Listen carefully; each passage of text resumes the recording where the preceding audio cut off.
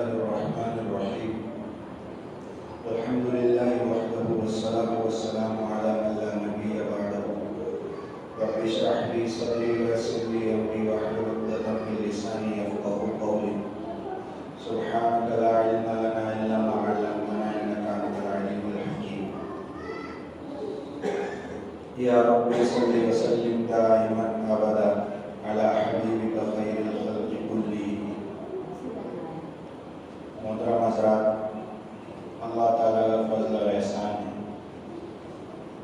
کہ اس نے ہم کو ایمان کی دولت عطا فرمائی، اسلام کی دولت عطا فرمائی اور جمعہ کا مبارک دن عطا فرمایا. جمعہ کے دن جلدی اپنے گھر میں آنے کی توفیق عطا فرمائی اور دین کی بات کہنے اور سننے کی توفیق عطا فرمائی. اور دین کی بات سننے میں اللہ علیہ یہ بتلاتے ہیں کہ آدمی نیت کر لے، عمل کی نیت کر لے. عمل کی نیت کا فائدہ یہ ہوگا کہ عمل کے وقت میں اللہ پاک یاد دلائیں گے. اگر کبھی غفلت اور سستی سے نفس شیطان نے بھلا بھی دیا تو بعد میں یاد آ جائے گا اور افسوس ہوگا، اور یہ افسوس آدمی کو عمل پر ڈالے گا. تو سننے کا بہت نفع ہے، دین کی بات سننے کا بہت فائدہ ہے، بہت نفع ہے. اس لیے نفس شیطان دین کی بات جلدی سننے نہیں دیتے، اس لیے کہ کتابوں میں یہ بات لکھی ہے کہ آدمی نے اگر دین کا ایک مسئلہ سیکھ لیا، ابھی اس پر عمل نہیں کیا، صرف اس نے دین کا ایک مسئلہ سیکھا ہے، تو وہ 1000 رکعت نفل نماز پڑھنے سے بہتر ہے. کتنا؟ 1000 رکعت نفل نماز پڑھنے سے بہتر دین کی ایک بات کا جان لینا، ایک مسئلے کا سیکھ لینا. اس لیے کہ شیطان جاہل آدمی سے بہت خوش رہتا ہے، جاہل عمل کرنے والے سے بہت خوش رہتا ہے. یہ تو جانتا نہیں، اس کو جب چاہوں گا جہاں چاہوں گا اس کو گرا دوں گا. اس لیے حدیث پاک کے خلاصے میں ہے کہ شیطان پر جو ہے وہ ایک فقیہ یعنی دین کی بات جاننے والا 1000 عابدوں سے زیادہ بھاری ہے. شیطان پر ایک آدمی جو دین کی بات جانتا ہے، دین کی سمجھ رکھتا ہے، وہ 1000 عابدوں سے جو صرف عبادت کرتے ہیں اور دین کا علم نہیں رکھتے، ان سے وہ ایسے 1000 لوگوں سے ایک آدمی بھاری ہے شیطان کے اوپر. تو اس لیے شیطان دین کی بات سننے نہیں دیتا. اور جمعہ کے دن چونکہ ہمارے یہاں کاروبار بند ہوتا ہے اور اکثریت ایسی ہوتی ہے جو فارغ ہوتے ہیں، کوئی ایسا بڑا کام نہیں ہوتا جس کی وجہ سے کوئی الجھن ہو، جلدی ہو، کہیں جانا ہو، عام طور سے فرصت ہوتی ہے. تو فرصت کے وقت میں بھی شیطان جلدی مسجد میں نہیں آنے دیتا، دین کی بات سننے نہیں دیتا. اور اگر اللہ پاک نے توفیق عطا فرمائی تو دین کی بات سننے کے وقت توجہ اور دھیان نہیں رہنے دیتا، توجہ اور دھیان دوسری طرف ہٹا دیتا ہے، دوسری طرف لے کر کے چلا جاتا ہے کہ اب سننے تو بیٹھ گیا، اس لیے اب اس کو سننے مت دو.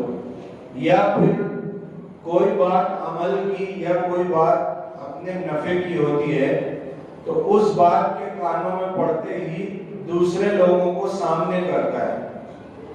یعنی کوئی بات ایسی آ گئی سامنے بیان کے اندر جو مثال کے طور پر ابا کے اندر نہیں ہے، بھائی کے اندر نہیں ہے، دوستوں میں نہیں ہے، تو فوراً جو ہے وہ ابا کا خیال دل میں لائے گا شیطان اور کہے گا کہ ابا رہتے نا تو اچھا رہتا، بھائی یہ بات سن لیتا نا تو اچھا رہتا ہے، یہ بہت اس کے لیے بہت ضروری بات ہے. تو سننے نہیں دیتا، سنتے ہیں تو پھر اپنی نیت کرنے نہیں دیتا بلکہ دوسروں کو سامنے لاتا ہے اور غفلت اپنی ذات کو بھلا دیتا ہے. تو اس لیے میرے محترم بزرگوں اور دوستوں، یہ سب باتیں جو ہے یہ اپنے نفع کی ہے. میں دین کی بات کر رہا ہوں، میں بیان کر رہا ہوں، تو یہ میں اپنے لیے کر رہا ہوں.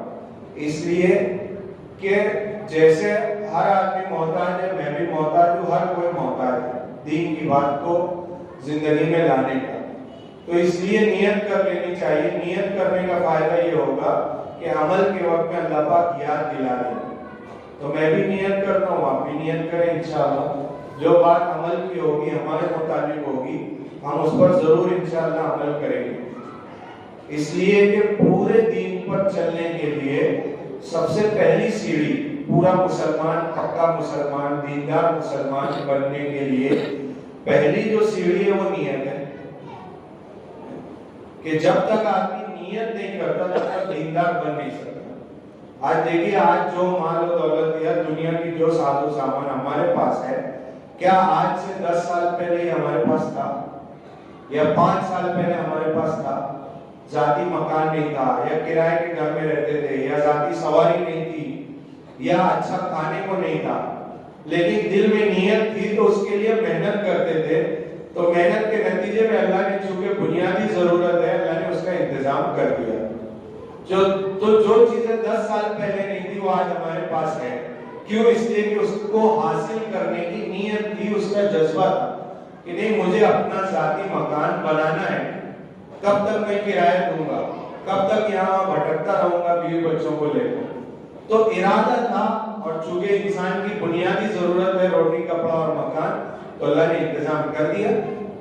تو ایسے ہی اگر میں نیت کر لوں کہ میں پورا دیندار بنوں گا, تو یہ پورے دیندار بننے کی پہلی سیڑھی ہے کہ میں 5 وقت کا پکا نمازی بنوں گا, یا 4 وقت میں جماعت کے ساتھ مسجد میں پڑھتا ہوں. فجر میں سستی ہوتی ہے تو میں آج نیت کرتا ہوں کہ میں 5 نمازیں جماعت کے ساتھ مسجد میں ادا کروں گا انشاءاللہ. تو یہ نیت اگر ہم کر لیں گے تو یہ اس عمل تک پہنچنے کا پہلا زینہ ہے, پہلی سیڑھی. تو اس لیے ہم سب نیت کر لیں, میں بھی نیت کرتا ہوں کہ ہم سب پورے پکے مسلمان بنیں گے انشاءاللہ. اب اس کے لیے آسان طریقہ یہ ہے کہ جو نہیں جانتے اس کو پوچھا جائے, جو نہیں جانتے اس کو پوچھا جائے. ماشاءاللہ مسجد میں امام صاحب ہیں, عالم صاحب ہیں, جو جانتے ہیں. تو آسان طریقہ اس کا یہ ہے کہ جو باتیں ہم دن بھر میں کرتے ہیں ان باتوں کو آدمی لکھ لے. 24 گھنٹے میں جو آدمی کرتا ہے, کوئی کاروباری ہوگا, کوئی دکاندار ہوگا, کوئی ملازم ہوگا, تو جو بھی صبح سے شام تک ہم کرتے ہیں تو ایک ایک چیز پوچھیں گے. مثال کے طور پر گھر میں جاتے ہیں تو گھر میں جانے کا سنت طریقہ کیا ہے, گھر میں جا کر کیا کرنا چاہیے, حضور پاک علیہ السلام کیا کرتے تھے. اب گھر میں تو ہر آدمی جاتا ہے, دکاندار ہو, ملازم ہو, کاروباری ہو, ہر آدمی گھر جاتا ہے. تو اور بہت سارا حصہ 8 گھنٹے 10 گھنٹے اگر ہم دیکھیں اپنا, تو ہمارا یہ 8-10 گھنٹے کا وقت یہ گھر میں گزرتا ہے. تو اگر ہم نے گھر کا دین سیکھ لیا تو 8-10 گھنٹے کے مسلمان پکے ہم ہو گئے. ہے نہیں آسان سی بات کہ گھر کا دین سیکھ لیا تو جو 8 سے 10 گھنٹہ ہم گھر میں گزارتے ہیں اس میں ہم مسلمان, یعنی اس کا دین ہماری زندگی میں آ گیا. ایسے ہی کاروبار میں 7-8 گھنٹے 10 گھنٹے ہمارا وقت گزرتا ہے, تو کاروبار کا ہم نے دین سیکھ لیا تو اب ہم کاروبار کے مسلمان ہو گئے, کاروبار کے دیندار ہو گئے. تو اب 18 سے 20 گھنٹے ہماری زندگی میں دینداری والے آ گئے, دین والے آ گئے. اب اس کے علاوہ کچھ وقت مسجد میں گزرتا ہے, دوستوں میں گزرتا ہے, سفر میں گزرتا ہے, کہیں اور گزرتا ہے. تو یہ کاروبار اور گھر, اس میں اکثر وقت ہمارا گزرتا ہے. تو اس کا دین ہم نے پوچھ لیا تو ہم مسلمان, ہم اس کے دیندار بن گئے. تو 18 سے 20 گھنٹہ ہمارا اللہ کے دین پر چلنے میں لکھا جائے گا. اس پر لکھا جائے گا, دین پر چلنے میں, دین پر عمل کرنے والوں میں لکھا جائے گا. کتنا آسان ہے. گھر پہ جو 8-10 گھنٹہ گزرتا ہے اس میں 7-8 گھنٹہ ہمارا سونے میں گزرتا ہے. تو سونے کا ہم نے دین سیکھ لیا تو یہ 8-10 گھنٹے کی نیکی ہم کو ایسے ہی مل گئی. کچھ کرنا نہیں, سو رہے ہیں, ہم اپنی ضرورت پوری کر رہے ہیں, جسم کی تھکن دور کر رہے ہیں. تو اب اس کا ہم نے دین پوچھ لیا کہ آپ علیہ السلام سوتے کیسے تھے. کتنا آسان ہے بتائیے دین پر چلنا, کہ سونے کا دین کہ آپ علیہ السلام رات کو جلدی سوتے تھے, وضو کر کے سوتے تھے, پڑھنے کی دعائیں تھی جو رات کو پڑھتے تھے, اور सीधी करवट सोते थे, सीधा हाथ जो है वो सीधे गाल के नीचे, उल्टा हाथ जो है गाल के ऊपर, और थोड़ा सा सुकड़ के सोते थे। तो अब ये चंद चीजें जो सीखने की है, ये अगर हमने सीख ली, ये हमने मालूम कर ली, तो अब जो हमारा 7-8 घंटा सोने में गुजर रहा है, वो हदीस पाक के खुलासे में कि जो आदमी वजू करके सोता है, तो अगर उसको उस रात में मौत आ गई तो उसका नाम शहीदों में लिखा जाए। आज हर मुसलमान का ये जज्बा है कि मैं अपने दीन के लिए अपनी जान कुर्बान करूं। हर मुसलमान का जज्बा हो, उसके दिल की ख्वाहिश होती, और ये शहीद हो जाऊं अल्लाह के रास्ते में। और वो मकाम मर्तबा पाने का कितना आसान तरीका बताया गया कि रात को सोने से पहले आदमी वजू कर ले। तो वजू करके जो आदमी सोया और उस रात उसको मौत आ गई, तो उसका नाम किसमें लिखा जाएगा? शहीदों में लिखा जाएगा। कितना आसान है बताइए। और ये आदत पड़ गई, तो चूंकि जज्बा शहादत के हासिल करने का है, तो हो सकता है अल्लाह पाक असली शहादत भी दे दे। अल्लाह के लिए क्या मुश्किल कि जान कटाने का मौका आया और इसको अल्लाह ने ये मौका दे दिया कि अपनी गर्दन अल्लाह के रास्ते में कटा दे। क्यों? इसलिए कि उसका जज्बा था, उसकी नीयत थी। तो आसान सा अमल है। वजू करने में कितनी देर लगेगी कि रात को सोने से पहले आदमी वजू कर ले और आयतुल कुर्सी पढ़ ले, तो सारी रात एक फरिश्ता अल्लाह की तरफ से मुतय्यन होता है जो उसकी शैतान से हिफाजत करता है। इसलिए कि जब हम सो जाते हैं तो सोने के वक्त भी शैतान हमारे से अलग नहीं होता, बल्कि वो जो बुरे ख्वाब आते हैं, और अक्सर रात को कभी बेचैनी होती है, तकलीफ होती है, नींद में आदमी परेशान होता है, नींद नहीं आए, तो ये सब शैतानी असरात होते हैं जो परेशान करता है। तो आयतुल कुर्सी पढ़ ली तो फरिश्ते उसकी हिफाजत करते हैं। एक फरिश्ता अल्लाह की तरफ से मुतय्यन हो जाता है। तो छोटा छोटा अमल है जिसमें बहुत हुआ 10 मिनट 15 मिनट लगेगा पढ़ने का, लेकिन उसके पढ़ लेने की वजह से आदमी शैतान से महफूज हो जाता है और बड़ी बड़ी फजीलत उसको हासिल होती है। कितनी बड़ी बात है कि शहादत का मर्तबा अगर आदमी मर गया, किसको पता कब मौत आने वाली है। वजू सिर्फ करना है रात को सोने से पहले। और हदीस पाक के मफहूम में है कि वजू जो है वो मोमिन का हथियार है। दो चीजें हथियार बताई गई मोमिन की हदीस पाक के खुलासे में, एक तो दुआ है, दूसरे वजू है। हथियार है मतलब दुश्मन से लड़ने का हथियार है, और दुश्मन शैतान जो दिखाई नहीं देता, तो ये उससे लड़ने का हथियार है वजू। तो इसलिए कोशिश करनी चाहिए कि जब आदमी इस्तिंजा करे, पेशाब पाखाना करे, तो वजू कर ले। कितनी देर लगेगी वजू करने? लेकिन अक्सर अगर दिन भर हम वजू से रहेंगे, तो एक तो ये होगा कि मस्जिद में आएंगे तो वजू करके मस्जिद में आएंगे, उसका सवाब मिलेगा। हदीस पाक के खुलासे में कि आदमी नमाज के लिए घर से वजू करके मस्जिद में आता है, तो ऐसा है वो जैसे हज के लिए एहराम बांध करके जा रहा है। तो अब चूंकि वजू से घर से आ रहे, घर से वजू कर लिए, तो ये फजीलत हासिल हो गई। और दिन भर अगर आदमी बावजू है, रात को वजू करके सोया, तो अब ये 24 घंटा बावजू है, तो शैतान को इस पर अपना दाव चलाने के लिए बहुत मेहनत करना पड़ेगा। इसलिए कि वजू को हथियार बताए शैतान से, और सारी जो है वो मनफी ताकतें और कुव्वतें जो हमको दीन से रोकने वाली, उन सब से हिफाजत का जरिया। और हदीस पाक के खुलासे में है कि क़यामत के दिन आप अलैहिस्सलातु वस्सलाम अपनी उम्मत को कैसे पहचानेंगे? इतने लोग होंगे, उन इंसानों में कैसे पहचानेंगे कि ये मेरा उम्मती है?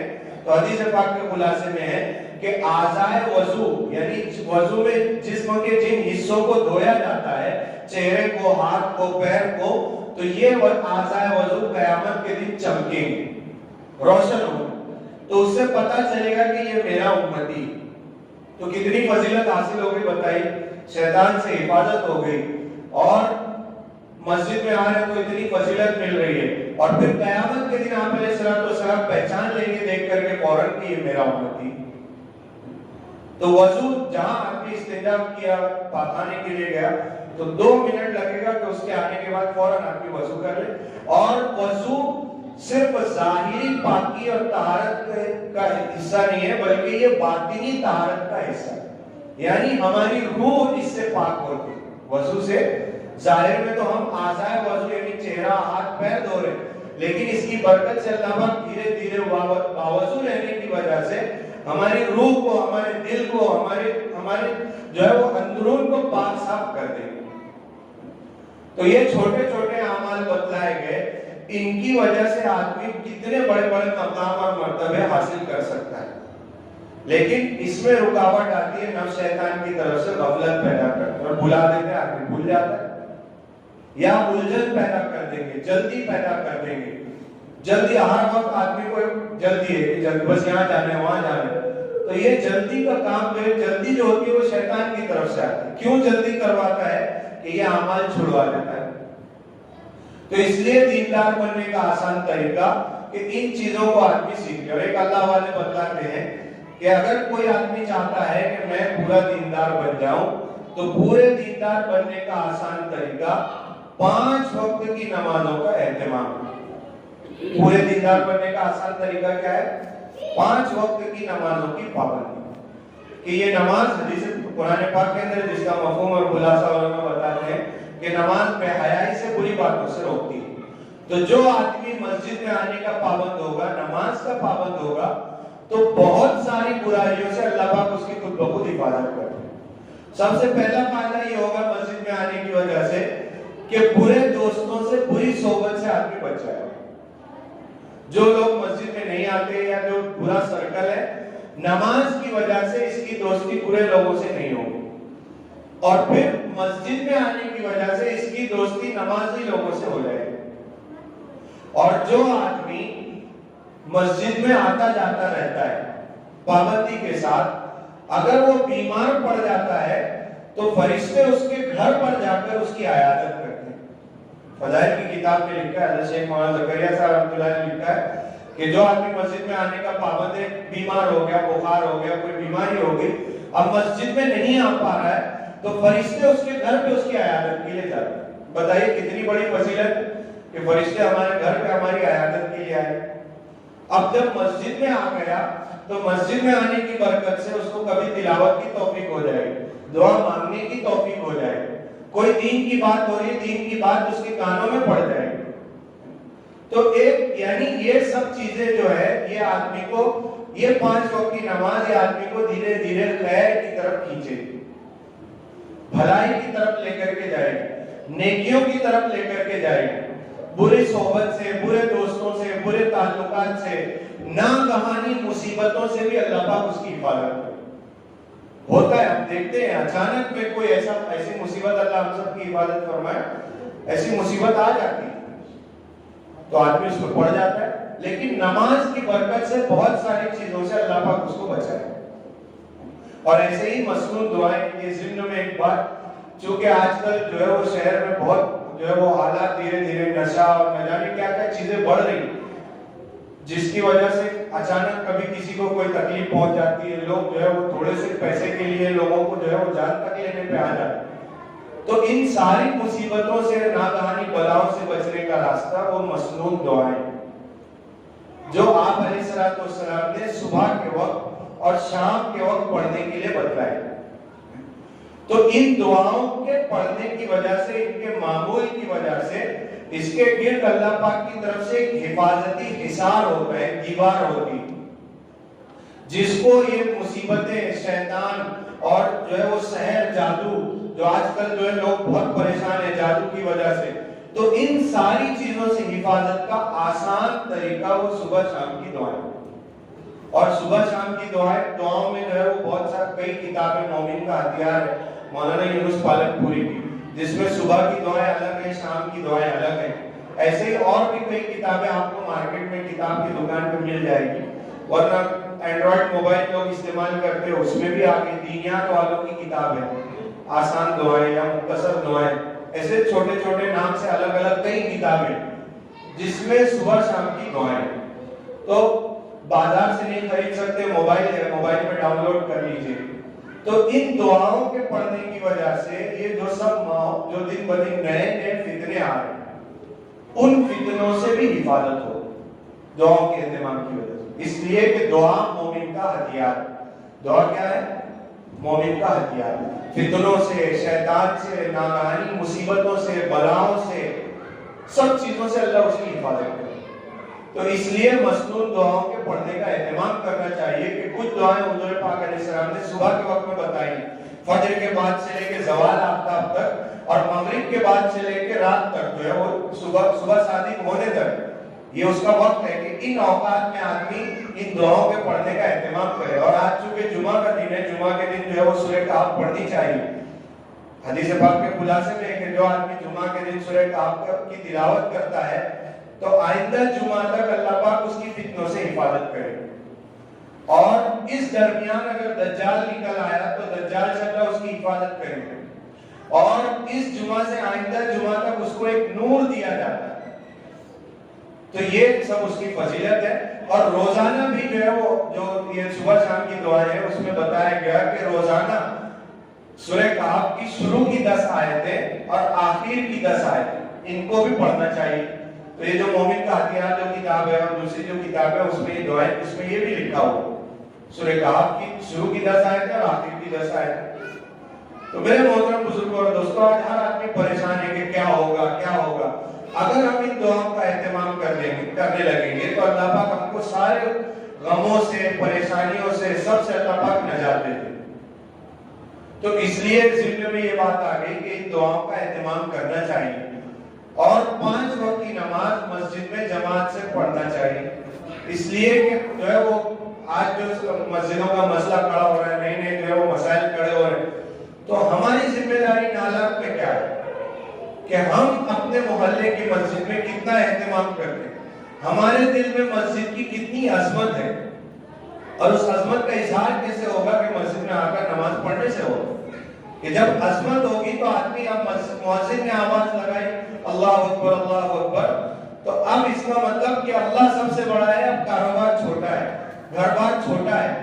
حدیث پاک کے خلاصے میں امی عائشہ رضی اللہ عنہا فرماتی ہے مفہوم خلاصہ کہ حضور پاک علیہ السلام ہمارے ساتھ بیٹھے ہوتے تھے، بات چیت کرتے رہتے تھے، لیکن جیسے ہی کانوں میں اذان کی آواز پڑتی تھی تو ایسے ہو جاتے تھے جیسے ہم کو پہچانتے ہی نہیں اور اٹھ کے چلے جاتے. تو اب مؤذن نے آواز لگا دی اللہ اکبر اللہ اکبر، تو اب ساری دنیا کی چیزیں چھوٹی ہے، اب سب سے بڑی ذات اللہ کی ہے. ہم سب کو چھوڑ کر مسجد میں آتے ہیں. ہوتا یہ ہے کہ ہمارے جیسے جو نمازی لوگ کہے جاتے ہیں کہ 1:15 بجے اذان ہوئی، 1:30 کی جماعت ہے، تو جیسے ہی اذان ہوتی ہے تو ابھی تو 15 منٹ ہے، تھوڑا ایک کام نپٹا لیں. پھر وہ ایک دم جب 1:30 بجنے کا وقت آتا ہے تو پھر دوڑے دوڑے مسجد میں آتے، جلدی جلدی وضو کرتے. اب جو پہلے کی 4 سنت تھی وہ بھی چھوٹ گئی، رکعتیں بھی چھوٹ گئی، تکبیر اولیٰ بھی چھوٹ گئی. اب جب نماز پوری کر لی، 2 رکعت سنت پڑھ لی، تو اب جو پہلے کی 4 سنت چھوٹی تھی وہ پڑھنا چاہیے تھا، لیکن اب جو جلدی جو شیطان نے پیدا کی تھی اب وہ 2 رکعت سنت پڑھ کے پھر مسجد سے نکل جائے. تو نہ پہلے کی جو سنت چھوٹی تھی وہ ادا کی، نہ اس کے بعد کی نفل ادا کی. تو اگر اذان کتنا وقت لگے گا؟ اذان ہوئی 15 منٹ جماعت کو ہے، بعد کے 10 منٹ اور پکڑ لیجیے، 15 منٹ اور پکڑ لیجیے، بہت ہوا 25 منٹ، آدھا گھنٹہ ایک نماز میں وقت ہمارا جائے گا. تو کیا 25 منٹ ہم نماز کے لیے اپنے کاروبار میں سے نہیں نکال سکتے؟ کیا ہمارا کاروبار کا اتنا کروڑوں کا نقصان ہو جائے گا کہ اگر ہم چھوڑ کے آ جائیں گے مسجد میں؟ تو یہ جب اذان ہو گئی تو اب سب ساری چیزیں چھوٹی. حضرت علی رضی اللہ عنہ کے بارے میں مفہوم خلاصہ کہ جب اذان کے الفاظ کانوں میں پڑھتے تو چہرے کا رنگ بدل جاتا. تو کسی نے پوچھا کہ ہم بھی اذان سنتے ہیں، ہم کو تو کچھ نہیں ہوتا. تو کہا کہ اگر تمہیں پتہ چل جائے کہ مؤذن کیا کہہ رہا ہے تو تمہاری بھی میری جیسی حالت ہو جائے. ٹھیک ہے وہ بہت بڑے لوگ تھے، حضور پاک علیہ السلام کے صحابہ تھے، ہم ان کے مقام اور مرتبے کو وہ کیفیت ہم کو نہیں حاصل ہو سکتی، لیکن کیا ہم نماز کے لیے جلدی مسجد میں نہیں آ سکتے؟ 10 منٹ پہلے بھی اگر آدمی آ گیا تو سکون سے وضو ہو جائے گا، پہلے کی جو سنتیں ہیں وہ ادا ہو جائے گی. سنت اطمینان سے ادا ہو گئی، وضو ہو گیا، تو اب آپ نے نماز جماعت کی نماز سے پہلے سنت ادا کر لی، تو سنت ادا کر لینے کی وجہ سے جو ہے وہ خود بخود جسم میں ایک اطمینان آ جائے، ایک ٹھہراؤ آ جائے. جو جلدی تھی، جو گھبراہٹ تھی، جو دماغ میں چیزیں سوار تھی، باہر کے کاروبار کی، گھر کی، اب وہ تھوڑی دیر پہلے آ جانے کی وجہ سے طبیعت کے اوپر سکون آ جائے. تو جب فرض نماز آدمی ادا کرے گا تو وہ اطمینان سے ادا کرے گا، سکون سے ادا کرے گا. تو پھر نماز میں دل لگے گا، طبیعت لگے گی. پھر نماز کے بعد آدمی نہیں بہت زیادہ آپ دعا مانگ سکتے تو کچھ وقت پوری 5 نمازوں میں آدمی تقسیم کر لیں کہ ہر نماز کے بعد میں 2 منٹ دعا مانگوں گا. فجر مثال کے طور پر فجر کی نماز کے بعد اپنی روزی کے لیے مانگوں گا، ظہر کی نماز کے بعد اپنے بیوی بچوں کے لیے مانگوں گا، عصر کی نماز کے بعد عام مسلمانوں کے لیے دعا مانگوں گا. 2 منٹ میں کیا ہو جائے گا؟ 2 منٹ صرف. کہ اب جب ہم نے 2 منٹ طے کیا تو دھیرے دھیرے دعا مانگتے مانگتے طبیعت چلے گی دعا، پھر دل لگنا شروع ہوگا. جو آج دعا کے لیے ہاتھ اٹھاتے ہیں تو الفاظ جو ہے وہ ریکارڈنگ کے جیسے زبان سے ادا ہوتے ہیں لیکن دل اس میں شامل نہیں ہوتا. ٹھیک ہے، یہ بھی بہت بڑی غنیمت ہے کہ آدمی اللہ کے سامنے ہاتھ اٹھا رہا ہے. لیکن اگر ہم نے یہ طے کر لیا کہ 2 منٹ پورے دن بھر میں 5 وقت میں جو ہے مانگوں گا دعا، اور اس میں عنوان طے کر لیا، تو اب جب یہ طے کر لیا تو پھر صرف اپنے لیے دعا نہیں، پوری امت کے لیے، کاروبار کے لیے، گھر والوں کے لیے، اور جو ہمارے ذہن میں جس کی جو مشغولی، جو چیزیں ہر آدمی اپنے اعتبار سے طے کر سکتا ہے. تو 2 منٹ دعا مانگنا کوئی بھاری نہیں ہے. تو اس لیے تھوڑی دیر جلدی جو ہے وہ 10 منٹ پہلے مسجد میں آ جانا، تو سکون سے نماز بھی ادا ہوگی، دعا کی بھی توفیق ہوگی. پھر کوئی وقت آدمی طے کر لے کہ مثال کے طور پر ظہر کی نماز میں تلاوت کروں گا، عصر کی نماز میں کسی کے پاس ظہر میں وقت ہے، کسی کے پاس عصر میں ہے، کسی کے پاس مغرب میں ہے، جو وقت ہمارے پاس ہوگا تو ہم کچھ نہ کچھ تلاوت قرآن پاک کی کریں گے. ٹھیک ہے، گھر میں موقع نہیں ملتا، مسجد میں آگے مسجد میں کریں گے. اور بہت زیادہ نہیں، 1 رکوع 2 رکوع بہت ہوا تو پاؤ پارا. اور اگر ہم کو قرآن پاک پڑھنا نہیں آتا تو ہم اتنا وقت اس کے سیکھنے میں لگائیں. اس لیے کہ ساری دنیا کی چیزیں ہم سیکھتے ہیں لیکن اللہ کا کلام نہیں سیکھا تو پھر کیا کیا دنیا میں؟ کہ جو کلام اللہ نے جو ہے وہ اتنا اونچا کلام کے پہاڑوں پر اتارا جاتا تو پہاڑ اس کا بوجھ نہیں اٹھا سکتے تھے، اور جس میں ساری انسانیت کی رہبری، ہماری بھلائی، خیرخواہی، ہماری دنیا کا نفع، ہماری آخرت کا نفع، سب کچھ جس کتاب میں چھپا ہوا ہے، اس کتاب کو ہم پڑھنا ہی نہیں چاہتے. کیسی جو ہے وہ غفلت کی بات ہے کہ آج لوگ جو ہے وہ بیرون ملکوں میں کاروبار کرنے جاتے ہیں تو وہاں کی زبان سیکھتے ہیں، کسی دوسرے علاقے میں جاتے ہیں تو وہاں کی زبان سیکھتے ہیں کہ یہاں کاروبار کرنا ہے، یہاں رہنا ہے تو یہاں کی زبان، یہاں کی بول چال آنی چاہیے. تو کیا ہم قرآن کی زبان نہیں سیکھ سکتے؟ زبان نہیں سیکھ سکتے، کم سے کم اس کو پڑھنا تو آ جائے. تو یہ جو تھوڑا سا وقت 5 منٹ 10 منٹ اگر ہم نکالیں گے کہ تلاوت کے لیے نہیں تلاوت آتی تو اس کو سیکھنے کے لیے وقت نکالا جائے. مسجد کے امام صاحب ہے، مسجد میں مدرسہ چلتا ہے، نہیں بچوں کے ساتھ تو امام صاحب کے ساتھ کوئی وقت طے کر کے ان کے پاس بیٹھ کے سیکھا جائے کہ ہم اللہ کی کتاب کو سیکھیں گے، قرآن کو سیکھیں گے. اتنی اونچی کتاب، ٹھیک ہے اتنا وقت میری عمر غفلت میں گزر گئی لیکن آئندہ کی عمر میں غفلت میں نہیں گزار. تو میرے محترم بزرگوں اور دوستوں، ہمارا تعلق مسجد کے ساتھ ہونا چاہیے. جب مسجد کا حق ادا کریں گے تو یہ ساری چیزیں کرنا ہمارے لیے آسان ہوگی. اللہ